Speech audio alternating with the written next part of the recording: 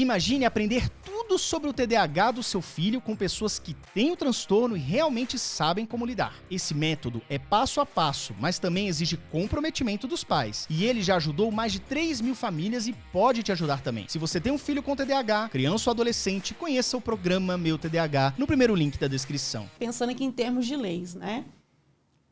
Além de lei do TDAH, além de lei de inclusão, tem várias outras leis que eu mesma já levei à escola, sendo do jeito que sou, que você conhece. A lei do bullying, por exemplo. Como que se lida com profissionais que estão exercendo bullying direcionado ao aluno? A escola está lá fazendo o programa de bullying, palestras lindas. Mas e quando os próprios profissionais fazem isso com os alunos? Em que sentido? Pegando situações de alunos com TDAH. TDAH pode se manifestar de 3 formas distintas. Não dá para um professor esperar que um aluno com TDAH, do tipo combinado, por exemplo, que vai ter os aspectos da hiperatividade e impulsividade envolvidos, se comporte como um aluno que tem TDAH predominantemente desatento. Porque esse predominantemente desatento, ele vai ficar assim na sala. Ele vai ficar quietinho. Vai passar até despercebido. Ele não dá trabalho. O professor não chama atenção. Esse aluno não fica conversando, não fica tumultuando, não fica questionando. Então, o que eu vejo que acontece muito, doutor Vitor, é isso. Às vezes a escola, ela de fato tem até a boa intenção de fazer essas adaptações, mas não leva em consideração as peculiaridades do aluno. Não dá para pegar o TDAH e colocar num bolo. Principalmente, novamente, porque o TDAH provavelmente vem com alguma comorbidade. Você pega um aluno com TDAH que está deprimido, por exemplo. O funcionamento dele vai ser completamente diferente. Ou um aluno com TDAH que, de repente, venha de uma família que não tem conhecimento sobre o TDAH. Vai ter um tipo de acompanhamento que é diferente de um aluno que tem uma família que saiba tudo sobre o TDAH. Então, são muitas nuances assim que eu vejo e que, infelizmente, às vezes a única solução é realmente a justiça.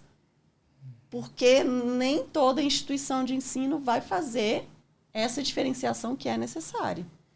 Realmente. Isso, né? Sobre a questão do professor, do profissional que está envolvido, né? Eventualmente, se o pai ou a mãe identificar que o professor da escola, o monitor, o diretor, quem quer que seja, esteja praticando esse bullying contra essa criança, né? Aí sim, de fato, é procurar a ouvidoria da Secretaria de Saúde para que seja aberto um processo administrativo disciplinar contra esse profissional. Da Secretaria de Da Secretaria de Educação, desculpa. Da Secretaria de Educação. Porque essa pessoa claramente está despreparada para lidar com um aluno, né, portador de TDAH e precisa sofrer as sanções disciplinares necessárias, ainda que seja participar de algum curso ou ser removido para uma outra função, porque ele não pode... Veja, todo ano tem a troca de turmas, vai invariavelmente aparecer. Então esse profissional, infelizmente, ou ele precisa passar por uma reciclagem, ou ele precisa ser afastado da função de sala de aula. Né? A gente vê muito isso. Isso se aplica à iniciativa privada também? Ou a iniciativa privada, não. Porque a iniciativa privada, ela não... Como não tem punição, né? Ela vai acabar, enfim... demitindo esse professor ou tirando ele da sala de aula.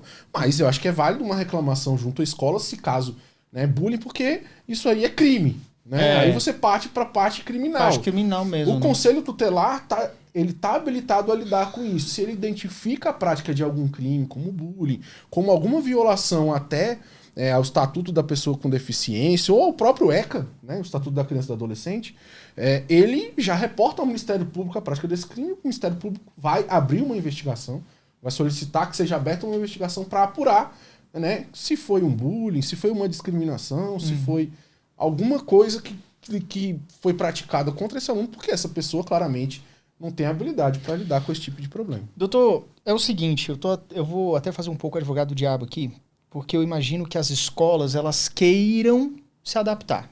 Elas querem melhorar. Principalmente, não vou nem falar principalmente, eu vou falar tanto as privadas quanto as públicas, em maior ou menor grau, mas eu acho de bom coração que elas querem. às vezes é interessante até que donos de escolas, coordenadores ou mesmo professores estejam vendo, possam entender que às vezes aquela brincadeira que o professor faz, que arranca umas risadas dos colegas, aquilo vai levar semanas, meses ou até nunca se resolva na cabeça de um aluno que já está em sofrimento. Um adulto sabe lidar com piadinha. Uma criança provavelmente não. E um adolescente também não, até porque a adolescência é uma fase muito difícil no âmbito social. Né? Então, eu acho que assim, as escolas elas têm que ter esse cuidado e às vezes sair um pouco dessa defensiva. Se o seu índice de reclamação dos pais está elevado, se existe algum processo em aberto contra uma determinada escola, seja pública ou seja privada, é um sinal de que alguma coisa está errada, que alguma coisa precisa ser feita. Então, eu vejo muito isso, por exemplo, eu passei por uma situação que eu fui agredido em sala de aula no Jardim 3. Hoje é primeiro ano, que hoje mudou tudo. É na alfabetização, tá? E aí aquilo ficou e tudo. Eu lembro que uma vez, quando eu tinha 16 anos, eu estava aos prantos em casa, chorando com a minha mãe, sobre alguma coisa, e a gente foi conversando. Eu nunca falei isso em lugar nenhum, tá? E a gente foi conversando, e chegou, não sei como, na conversa que tinha a ver com aquilo ali. E eu já tinha passado por várias terapeutas e tudo, e ficou ali. O que aconteceu? Eu com a minha mãe, a gente pegou o carro e a gente foi bater na escola Colégio Marista de Brasília da Asa Sul, que é onde aconteceu o ocorrido, em 1990. Tá? Bati lá, conversei com uma pessoa que eu não lembro quem era, talvez um coordenador, um diretor, não sei o quê. Eu sentei com ele, a gente contou a história do que aconteceu. Ele ficou assim, atônito, ele ouviu a história. Vou resumir muito rapidamente. Eu sofri uma agressão numa sala de aula. No meio, logo depois, segundos depois da agressão, essa professora, agressora, que não era nem minha professora, ela era de outra turma que foi chamada e entrou. Foi lá, me agrediu, me tirou de sala e levou para a sala dela. Era de outra turma do mesmo alfabetização. E desde então, eu fui migrado para a turma dela. Minha mãe ficou sabendo um tempão depois, eu tive medo de falar, eu achei que eu estava errado e tudo. E aquilo ficou. E o que esse profissional falou para mim? O dono desse, nem sei quem era essa pessoa que atendeu a gente há muitos anos atrás. Ele falou assim, olha, eu tô atônito pelo seguinte, os alunos têm um controle aqui na nossa pasta. Se fosse tido alguma migração assim, por exemplo, na minha gestão, ele falando, eu saberia, eu tomaria as providências. Okay? Ele ficou assim, ele falou assim, olha, eu não sei o que vocês vão fazer com essa informação. Tipo assim, se vocês vão judicializar alguma coisa, não sei nem se era tempestivo, porque já tinha acontecido, sei lá, uma década depois, na época. Não fizemos nada, mas a gente foi lá e conversou. Então o que acontece é que, aparentemente, o que aconteceu comigo foi só um absurdo mesmo. E o alto escalão da escola talvez não ficou sabendo, ou se ficou sabendo fez vista grossa, a gente não sabe. Então assim, gente, às vezes uma indenização que a escola tem que pagar ou perdeu na justiça, alguma coisa assim, às vezes é pequeno face ao prejuízo que uma criança pode ter. Então assim, eu estava em angústia aos 16 anos, chorando ali, e a gente relembrou daquele episódio. Mas aquilo perdurou, porque eu lembro que eu só fui curar desse episódio que eu tive com a professora, com a minha terapeuta aos 31 anos de idade. Mas é exatamente isso. É por isso que eu tenho trazido essa questão. Relatos assim, eu escuto de todos os meus pacientes que têm TDAH. Todos são adultos. E com dor e com cicatrizes da infância. Muitas cicatrizes, e aí eu levanto mais uma questão aqui muito importante de ser entendida, que dependendo de como essa pessoa vá se desenvolvendo, como ela comece a olhar o mundo, as pessoas, como que as relações humanas acontecem, como que relações dentro de escola acontecem, aquilo tem um impacto tão grande nela, mas tão grande nela, que ela começa a ter comportamentos que nem sempre são explicáveis aos olhos dos outros. Então, vamos pegar novamente uma pessoa com TDAH predominantemente hiperativo e impulsivo ou do tipo combinado. Uma pessoa impulsiva, certo, Yuri? O que vai acontecer com esse aluno com uma sequência interminável de agressões verbais ou agressões físicas ou bullying dos professores ou bullying dos colegas? O sentimento de inadequação vai aumentando cada vez mais.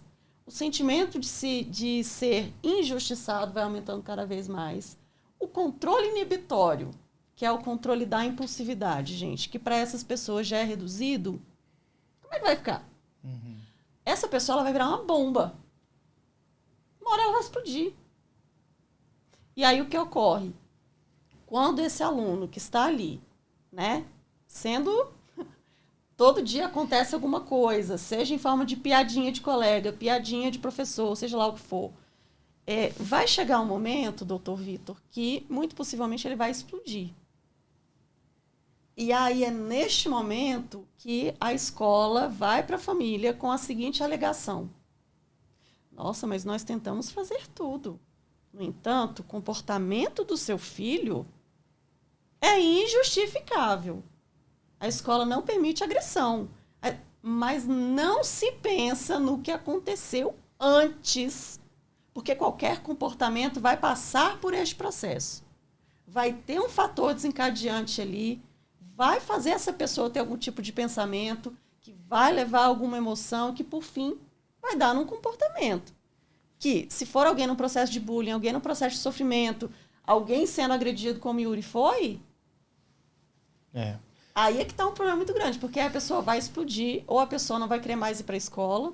Até falei muito isso com a doutora Ozeni no podcast, da questão da fobia escolar. Que acontece mesmo, realmente. Acontece. E por que acontece? Porque realmente se torna um ambiente completamente aversivo para aquele estudante, a escola. O que eu acho que pode acontecer também, que eu acho que é salutar, é o seguinte.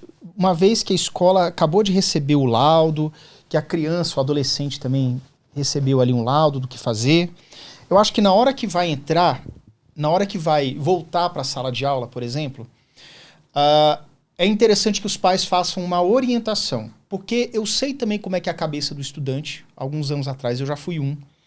E eu penso assim, teve mó fuzuê, agora eu tenho um laudo. Aí o aluno TDAH, que já tem tanta dificuldade escolar, ele pode até relaxar um pouco, porque assim, agora eu tenho um laudo, e não significa que eu vou ter que sofrer como eu sofria antes, me esforçando. Talvez agora eu precise parar de me esforçar.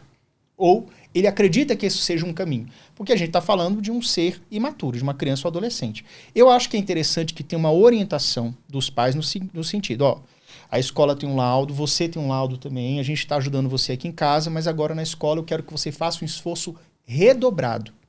Veja bem, é interessante que a escola também adapte saídas periódicas durante a sala, mas o aluno tem que ter também o sentimento de que ele precisa fazer a parte dele, porque senão não funciona.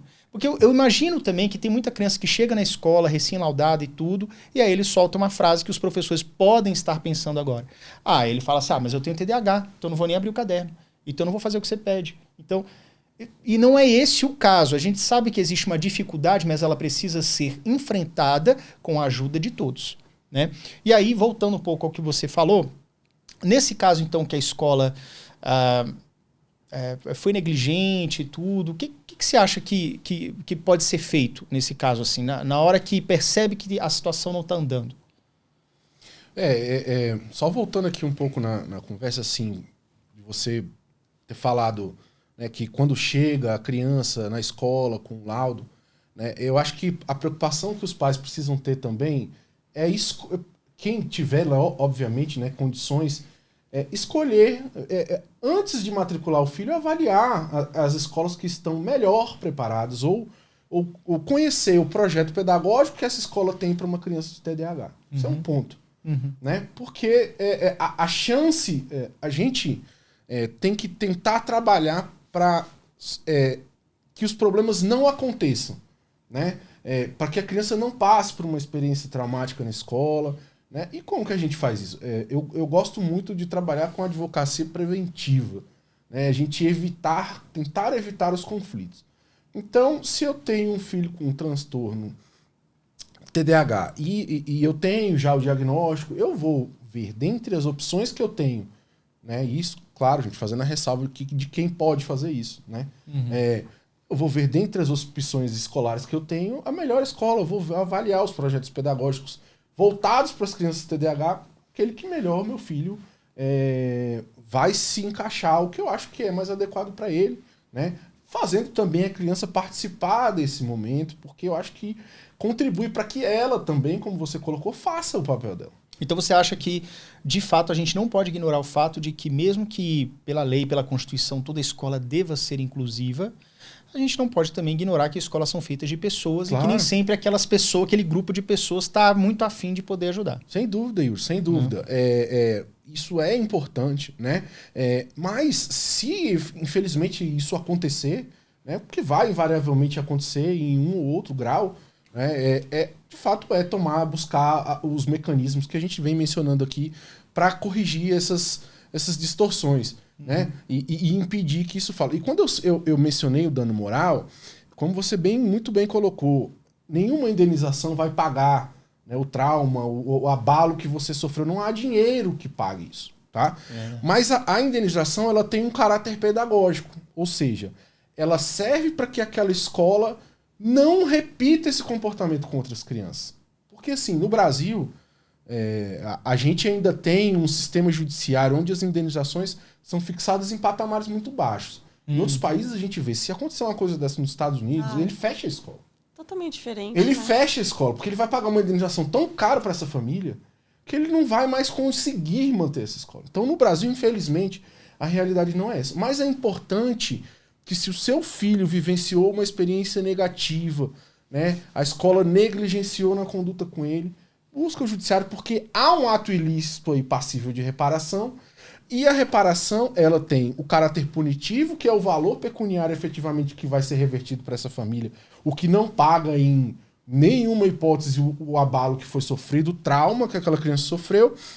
Mas, por outro lado, o caráter pedagógico, ele é relevante porque, no exemplo que você deu se tivesse havido um processo, essa pessoa ia se recordar. Fala, caramba, é mesmo, teve até um processo judicial e tal. Sim. E isso evita com que a escola continue perpetrando essas condutas com essas crianças que precisam dessa atenção.